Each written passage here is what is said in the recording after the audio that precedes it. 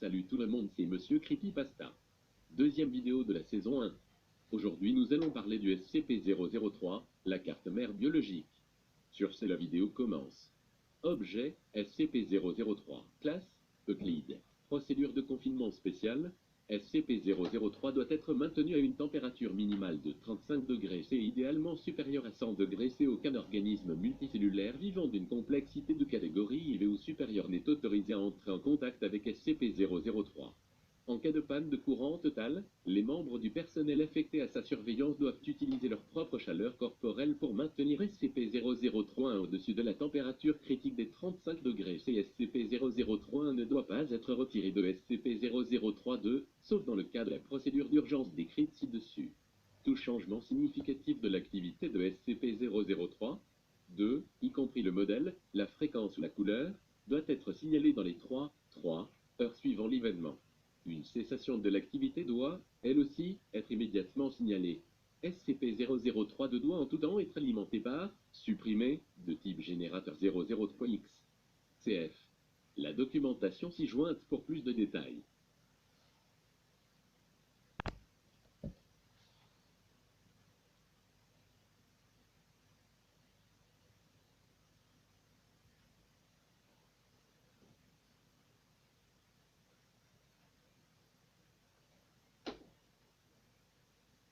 Description: SCP-003 a été localisé par l'équipe de visualisation à distance SRV-04 Beta, voire document ci-joint. SCP-003 est constitué de deux composants d'origine distincte, appelés SCP-003-1 et SCP-003-2.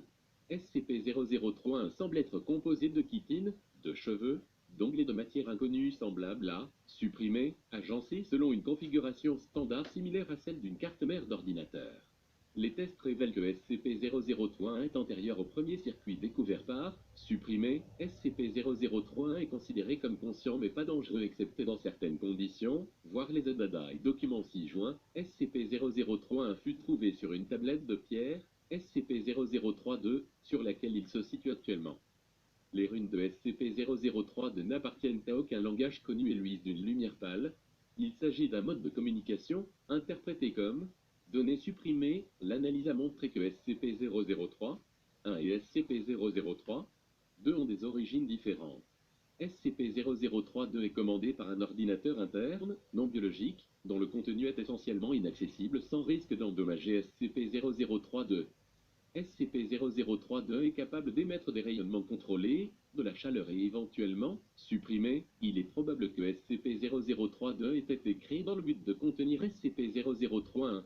SCP-003-2 contient une source d'alimentation interne de type données supprimées. SCP-003-2 semble avoir perdu de l'énergie depuis avant la découverte par l'équipe SRV-04 Beta. Il semble aussi probable que SCP-003-2 ait délibérément contacté SRV-04 Beta par l'intermédiaire de données supprimées. D'autres organisations ont également été alertées de l'existence de SCP-003 par des moyens similaires. Malgré cette activité, SCP-003-2 ne semble pas être conscient si l'on se base sur données supprimées et son absence de réaction à supprimer, y compris face à la procédure M03 Gloria. Lorsque la température est inférieure à 35 degrés C, les deux composants de SCP-003 réagissent.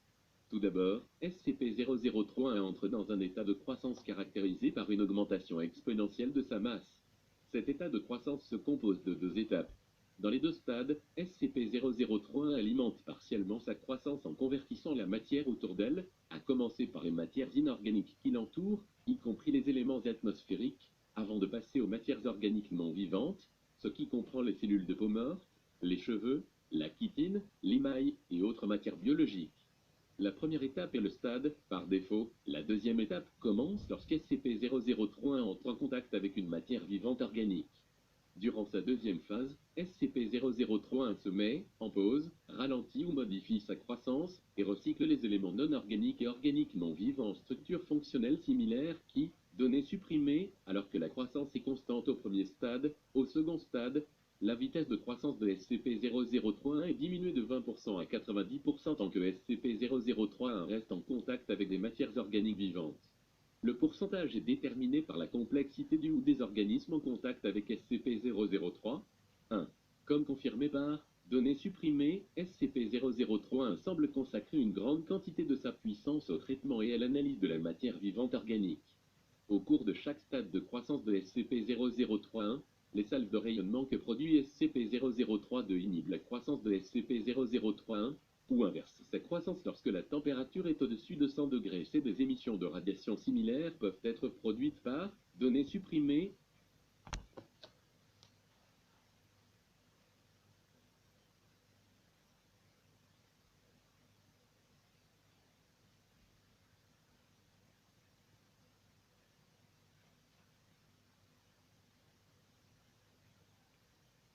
Addendum 003-01, d'après les informations recueillies à partir de l'analyse linguistique des runes de SCP-003-2 et 2. Données supprimées, l'équipe de recherche M03 Gloria a réussi à établir un lien entre SCP-003 et données supprimées en ce qui concerne ses principales fonctions.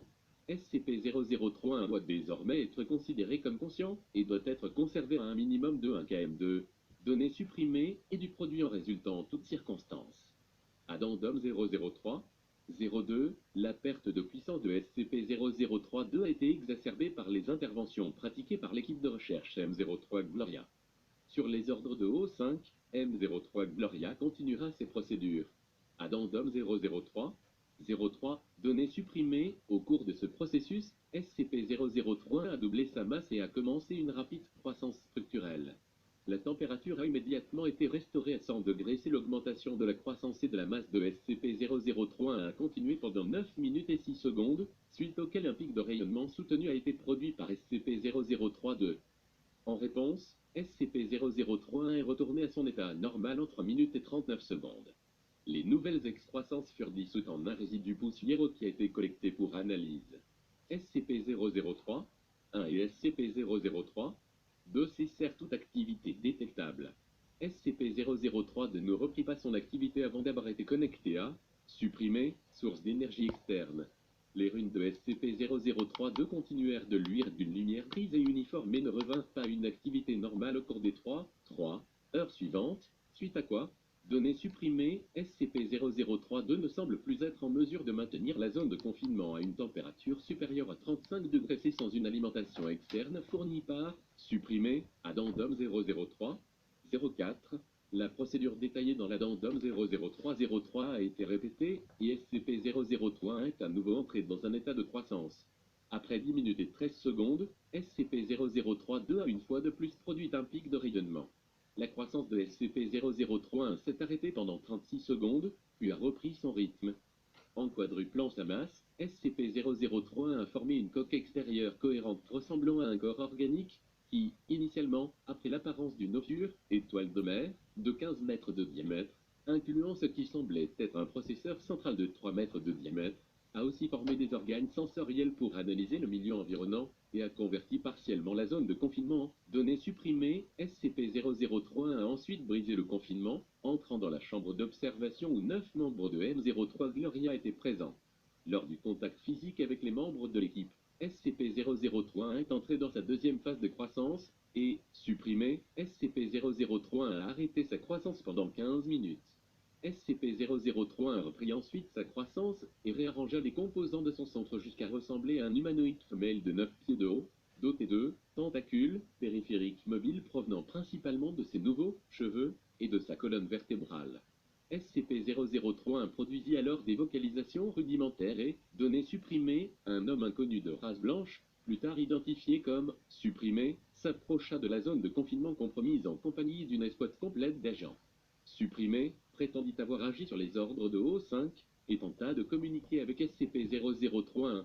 Données supprimées, l'agent de M03 Gloria réussit à restaurer l'énergie de SCP-003-2 et activa les générateurs de secours pour ramener la température à 100 degrés C. SCP-003 retourna à son état normal au bout de 21 minutes et 7 secondes et fut replacé sous confinement avec succès. Tous les 9 membres du M03 Gloria touchés par SCP-003 ont été trouvés physiquement sains et saufs, sans effet résiduel en dehors de traumatismes psychologiques mineurs.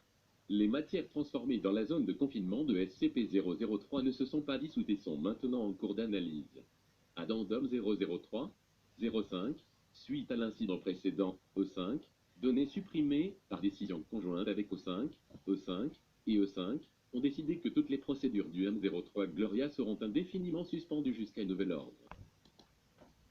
Encore désolé, il n'y aura pas de montage. Donc sur ce, la vidéo est terminée. Si vous voulez plus de vidéos, abonnez-vous.